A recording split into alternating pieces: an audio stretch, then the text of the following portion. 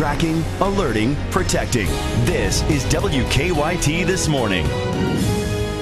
Now at 6:30, we're tracking the investigation into a deadly crash that closed a southern Kentucky highway for hours. Latest on that coming right up. Also, newly released 911 calls are giving us more details about the frightening moments after a car slammed into an apartment building, starting a big fire. And the dream is still alive. Mega Millions jackpot keeps going higher. These stories and breaking news on WKYT This Morning. Maybe some people with the early luck of the Irish. We'll see what happens. Good morning, everybody. Welcome into WKYT This Morning here on this Wednesday. It's March 12th, and it's a rainy start to things. I'm Bill Bryant. And I'm Rebecca Smith. We can really hear that rain coming down on the roof. And the wind will be picking up, and changes are coming. Let's check in with Micah.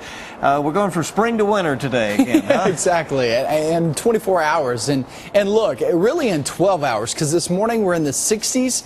By this afternoon, we'll be in the 30s. Let's check out the graphics, see what's going on outside.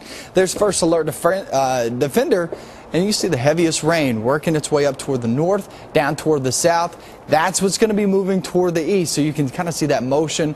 Then we'll take a bit of a break here and there, and that's when I think some of those thunderstorms come rolling through. Not a big issue out of those thunderstorms, but still, look at this. Corner of your screen, there's that cold air going to be nudging in. 60s and 50s this morning. Afternoon, we drop our temperature. So our high today is not this afternoon. We already hit our high. The afternoon temperature is at 37 degrees.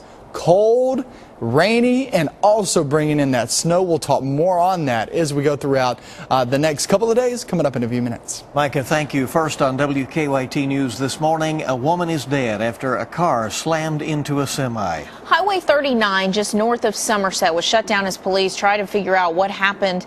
WKYT's Sean Evans is at the scene where that road opened up just a little bit ago. He joins us live with the latest on the investigation.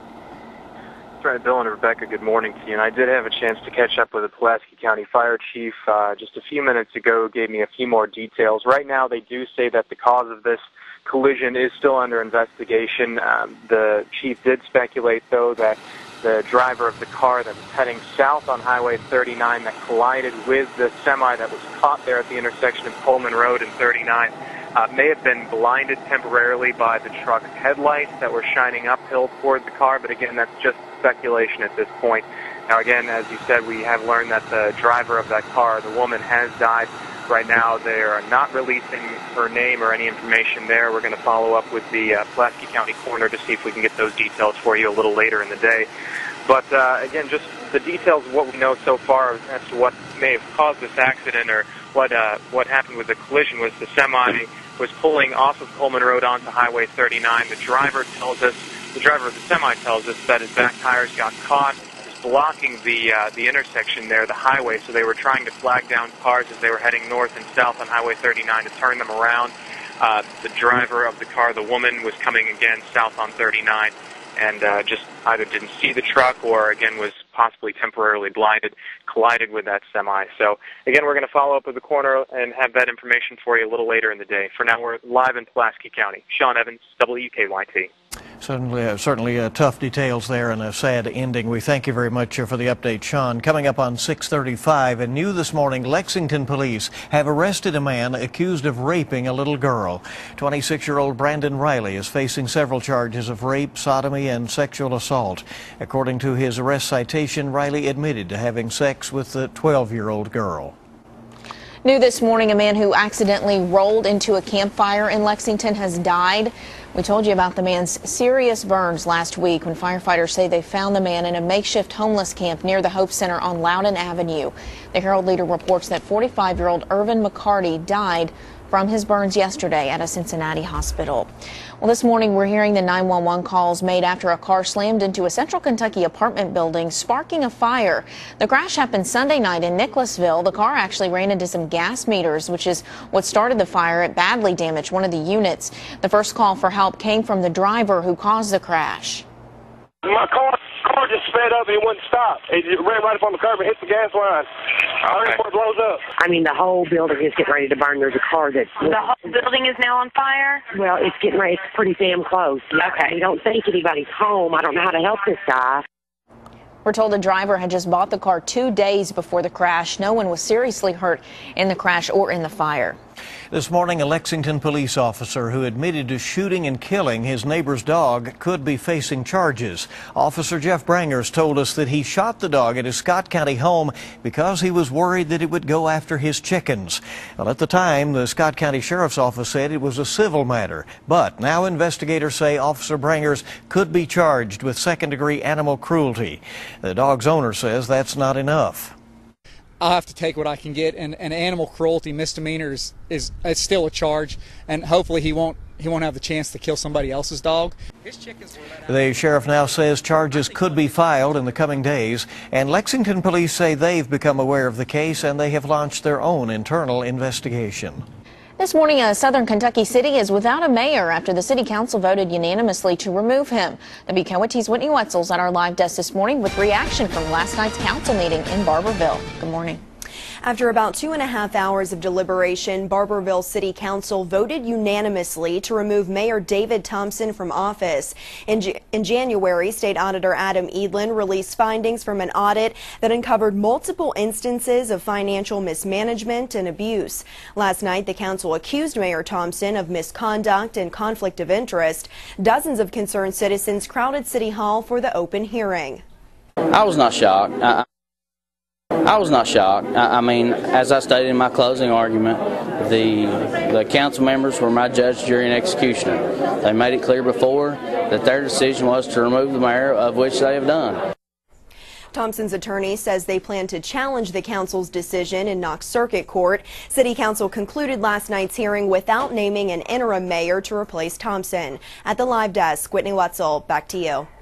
Whitney, thank you so much. We'll be following up, see what happens next there in Barbourville. Well, nearly 55,000 Kentuckians have signed up for the state-run health insurance program known as Connect. The federal government had estimated 122,000 would be signed up in Kentucky by now, but various technical problems have caused many states to lower their expectations. Just over half of Kentucky's enrollees are women, and about 70% are eligible for other government assistance. The deadline to sign up for the Affordable Care Act and avoid a tax penalty is March 31st. To help make up snow days, this school day will soon be getting a little bit longer for students in Scott County. The Board of Education voted last night to add 20 minutes to each school day starting March 24th. If students don't miss any more days, the last day of school in Scott County is set for June 5th. Yesterday, the House Education Committee approved a bill that would provide a waiver for up to 10 instructional days for districts that have missed a lot of school days. Happening today, a young boy who is battling cancer is going to get a big show of support from several community leaders. State representatives there, also the Garrett County Superintendent, even the Lancaster Mayor are among those who have agreed to shave their heads in support of 7-year-old Wyatt Fielder. Fielder has non-Hodgkin's lymphoma. He and dozens of other students will be on hand at Garrett County High School today to witness each of those leaders going bald today. And people in the community are also selling bracelets and T-shirts to support Wyatt. So certainly a town pulling together in support of that young guy. Show of solidarity there. Well, the Mega Millions jackpot, it keeps on growing. It is. There was no winner for last night's jackpot. Friday night's jackpot is now $353 million and will likely go higher before the drawing. The cash option would be $194 million at this point. Mega Millions tickets cost $1 each, so a lot of folks taking their chances on that. 6:39 is our time on WKYT. And we're checking in to see how traffic is moving out there this morning with a look at live drive traffic. And we are looking at a view. Let's see what's it going to be. Thompson Square's coming up. Oh, of Don. And he's the back of his head. Radio work for there on the Bull at the moment. So let's tell you what we have going on. Certainly rain is an issue on the pavement this morning as you're driving. We expect those winds to be picking up shortly as well. They're continuing that sewer line work on Shinaway Road, and that is causing that road to be closed for most of the rest of the week. So while it may be delayed due to today's weather conditions, they still have more to do on that project. No other reports of any major issues in the Lexington metro area. Good to have you along. There's a lot more coming up on WKYT on this Wednesday morning. From supercomputer to super cook, we'll show you how the computer that took down Jeopardy champs is now inspiring cuisine. And I'm meteorologist Micah Harris. Widespread showers out and about. We'll take a break here in the next couple of hours for the west. Then we'll bring some more on the way. Then it transitions into snow. Talk more on that timeline and all coming up next. Now, your hour-by-hour forecast with meteorologist Micah Harris and First Alert Defender. We have widespread scattered showers for this morning, and it looks like we're going to take a bit of a break here in just a few minutes and then pick back up on some more later on here in the next couple of hours. Right now, the bulk of the moisture right along I-75 and working your way over toward the eastern zones. Let's start with the north. And you'll get embedded heavy downpours, and that's where you're showing up, maybe some reds, yellows, and oranges. That's where you're heading off toward the north and toward the northeast. Flemingsburg, more than likely seeing some showers or just some sprinkles at the moment. You'll really pick up on this. I mean, really pick up on it here in the next 30 minutes. Down toward the south, you're working into Paris. Paris very soaked. That goes along I-64 into Winchester and work your way down 64. Sharpsburg, Owingsville, you're okay right now. Moorhead, getting the bits and pieces of the action, but the action's still back toward the west of you. Look at Lexington, very heavy downpours. If you're thinking, well, I got to leave here in the next hour, we'll give it an hour, and this will shift over toward the east, and then we'll be left with dry conditions for at least a couple of hours before the next round comes on through. So the heaviest part is going on right now here in Lexington, and also Winchester getting in on the mix, but you'll really start to see some things pick up here very soon. Richmond, I think the heaviest is the next 30-45 minutes. That goes along with Berea as well. Work your way into Lancaster. There we are with some rain, and over toward Lincoln County as well, down 27, all the way to Somerset. It looks like we're going to stay with some rainy conditions now. However, look back toward Lebanon. Yeah, that's where that break's located. So give it some time, and it'll move past you. Laurel County, work your way down into Williamsburg, over toward Barberville, really heavy downpours, and that's moving off into Breathitt County. All that streaming up toward the north and to the east. And the bigger picture for this afternoon, the gusts, 20 to 30 mile per hour for everybody. Gusts even higher than that, or winds, sustained 20 to 30 miles per hour. Gusts about 40 plus. So those garbage bags sitting by the garbage cans, you're going to be blown away if you don't watch out for that. Current temperatures in the 60s, but look at my line over here. There's your front. It's heading our way. It feels good this morning. Don't get me wrong, but by the afternoon, don't dress for this morning. We already hit our high this morning in the 60s. This afternoon, there's 1 p.m., and I think that's where kind of the snow starts off in the northern zones, then transitions southbound. That's where we're seeing, I would say, around, 4 to 6 p.m. there in the central zones. Down south, you're 5 to about 8 p.m., and it looks like almost everybody stays below that 1-inch reading, so it's not a lot of snow expected, and I don't think it really affects us there for the school for today. Tomorrow, you can take off to school. It's still going to be chilly after a start of 15 degrees. The cold's only for a moment, though. It's March, and still winter and spring are trying to figure out their relationship, but I believe they can come together and work some things out. March should prevail. And like I said the other day, I believe, once we get toward the next couple of weeks, things will start to kind of even itself on out. But Friday looks great. Saturday, just a small chance, not a big issue. Sunday, rain or snow, but mainly leaning toward rain on this one. And then St. Patty's Day, all events should be good later on during the afternoon and evening. That rain chance should be during the morning. All right, March proving to be pretty classic here with the transition. Yeah, absolutely. Yeah. All right, thank you, Micah. 6:47, you've seen it beat contestants on Jeopardy. Now Watson, IBM supercomputer, is beating the world's greatest chefs in the kitchen. Watson is coming up with tasty new dishes for a food truck called Cognitive Cooking. It's currently at the South by Southwest Festival in Austin, Texas, serving up free tastes. Here's how it works. You pick a key ingredient and cuisine, and Watson creates millions of never-before-seen recipes. Essentially trained it by giving it a giant cookbook, something like 35,000 recipes, so that you can give it constraints like take out the sugar, for example. Pure genius. While Watson can't flip an omelet quite yet, it can create the most unique omelet ever cooked, apparently. So, very interesting. Watson the chef now. Some tasty technology there. There you go. Coming up on 6:48 on WKYT here on your Wednesday morning. Yeah, we hope you're having a good one. Stay rainy with us. Yes, and more news when we return. Welcome back into WKYT this morning, about to hit 6:51. This morning, a Southern Kentucky highway is back open hours after a deadly crash. It happened about midnight on Highway 39 in Pulaski County, just north of Somerset. The road was closed for most of the night, but it reopened within the last 45 minutes. State police say a semi became stuck as it turned onto the highway, blocking the road. That's when we're being told that a driver slammed into the semi, becoming trapped underneath. The driver died on impact. Her name has not been released yet. A former sheriff's deputy faces federal charges of embezzlement this morning. The Franklin County Sheriff says Matt Brown stole more than $25,000 from his department. Brown was also indicted for selling steroids in Franklin, Fayette, and Jessamine counties. Barberville City Council has voted unanimously to remove the city's mayor from office. The council had accused Mayor David Thompson of misconduct and conflict of interest based on a state audit. The council has not yet named an interim mayor. We're 5 days into that search for a missing Malaysian airliner, and there is still no trace of it. Authorities in the country are facing mounting pressure to work harder and faster. Marley Hall has the story.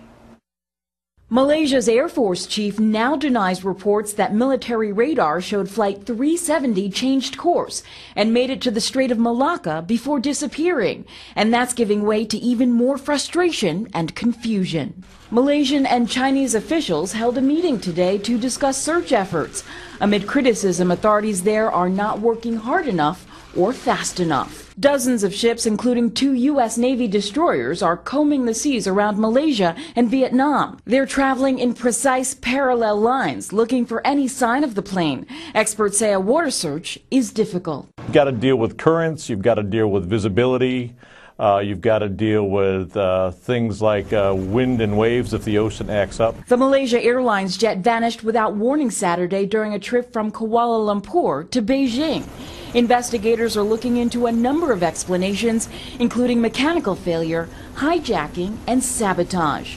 CIA Director John Brennan says terrorism should not be ruled out. We know that there are terrorist groups that are still determined to carry out attacks, including especially against aircraft. Malaysia's Prime Minister is asking relatives of the 239 people on board to be patient. Marley Hall, CBS News. Well, more than 136,000 state workers would receive raises under a state budget proposal now being considered in the House. The raises were first proposed by Kentucky Governor Steve Beshear and have now been adopted by a House Budget Committee. That budget includes $233 million for the raises, which range between 1% and 5% next year. Teachers and other school employees would receive a 2% raise next year and a 1% raise in 2016. It may be hard to believe, but the World Wide Web actually turns 25 today. For many, it's hard to imagine life without a smartphone or before shopping, research, and messaging was all done online. In 1995, a Pew Research poll just found 14% of Americans use the internet.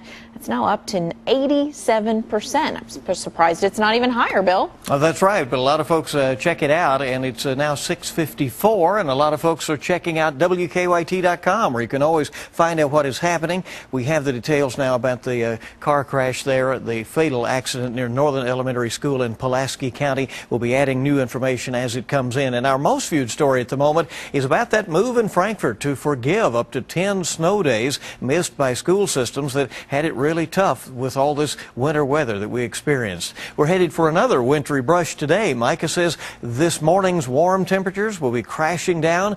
By this afternoon and evening, rain will be changing over to some snow. You can track what's headed your way on the First Alert Defender. Take us along on your smartphone if you're on the go. Will be a windy day ahead. It's tax time here in the good old USA, and our web poll is asking what method you prefer when paying income taxes, or at least filing them. Nearly 72% say they do electronic filing with quicker refunds. Almost 21% say they use the old-fashioned paper forms, and nearly 8% say they don't pay taxes. Kentucky.com has more on the Barberville City Council's unanimous decision to remove the town's mayor. It comes after a state audit revealed major financial issues within the city. We're all continuing to follow up on that story, see what's next for Barberville. Millions of people around the world will be celebrating St. Patrick's Day coming up over the weekend, and on on Monday. And there's a site called St. Patrick's Day 2014 that shows you some of the big celebrations and parades planned around the world. Also gives the Irish history of St. Paddy's Day, has some music and some other fun there. You want to check that site out. And CBS This Morning is following us with world and national news and, of course, our local updates. Join us on Facebook or follow us on Twitter. And for the latest news anytime, WKYT.com. Well, no wrecks at the moment, but the roads are wet, so keep that in mind on the way in. The circle looks okay. Let's get a look outside, and we'll show you what to expect as you plan to head out the door this morning with a live look there at, I think that's going to be Man o' War and Harrodsburg Road. Now back to you in the studio. Yeah, and we're seeing a lot of rain out and about, and these roadways are wet. Here's the deal, though. Lexington, the heaviest rain will be over with here in about, I'd say 15 minutes or so. We'll get a big, long break, about a 2-hour break. Then we'll have some more rain roll through with maybe even a couple of rumbles of thunder. Eastern zones, that's where we're going to be soggy for the next several hours. Current temperatures, hey, it feels like the beach outside. It feels really good. Now, these winds will be gusty today, very windy. So if you're setting out your trash and maybe your trash can's full and then you have to put a little bit of trash beside your trash can, it will be in your neighbor's yard when it's all said and done. So keep that in mind. Today's forecast, we've already hit our high. This afternoon, we dropped 30 degrees. In 12 hours, really. So it's going to be a big-time cold front. 37 is how it's going to feel this afternoon. That rain will then change into snow. Not a big issue out of this one. All right, hang on for the ride. That's right. Like. Okay, nobody's more up to date than you to start your day. Thank you for being with us on WKYT. Have a good one.